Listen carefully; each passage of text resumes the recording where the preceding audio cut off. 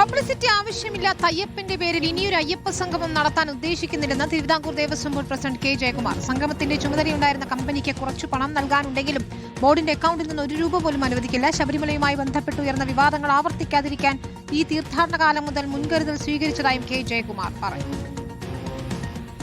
ശബരിമലയിൽ അടിമുടി പരിഷ്കാരത്തിനാണ് ദേവസ്വം ബോർഡിന്റെ ഒരുക്കം. അയ്യപ്പന് പബ്ലിസിറ്റിയുടെ ആവശ്യമില്ല, പിന്നെന്തിന് പുതിയൊരു സംഗമമെന്ന് Thiruvithamkoor Devaswom board president K Jayakumar. ഒന്നുകൊണ്ടറിയാനും രണ്ടിന്റെ ബലാബലം എന്നാണല്ലോ ഒരു തത്വം. അതുകൊണ്ട് പുതിയ സംഗമങ്ങളൊന്നും തന്നെ ഇല്ല. അയ്യപ്പന് പബ്ലിസിറ്റിയുടെ ആവശ്യമില്ല.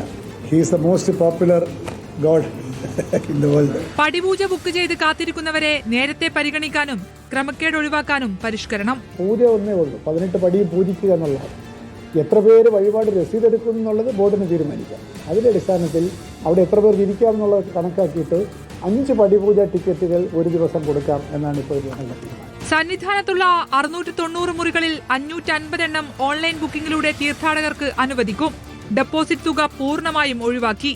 ഡിജിറ്റൽ ഇടപാട് നടപ്പാക്കുന്നതോടെ മുൻകാലങ്ങളിൽ ഉയർന്ന പല ആരോപണങ്ങൾക്കും പരിഹാരമാകും. ശബരിമല തീർത്ഥാടനത്തിന് തിരക്കൊഴിവാക്കാൻ AI സംവിധാനവും നടപ്പാക്കും. മുഴുവൻ നിർമ്മാണങ്ങളുടെയും ഗുണനിലവാരം പരിശോധിക്കാൻ 3 അംഗ വിദഗ്ധ സമിതിയെ ചുമതലപ്പെടുത്തും. വാസ്തുവിദ്യാ ഗുരുകുലത്തിന്റെ മേൽനോട്ടത്തിൽ സന്നിധാനത്ത് ശബരി തീർത്ഥ കുളം പണിയും.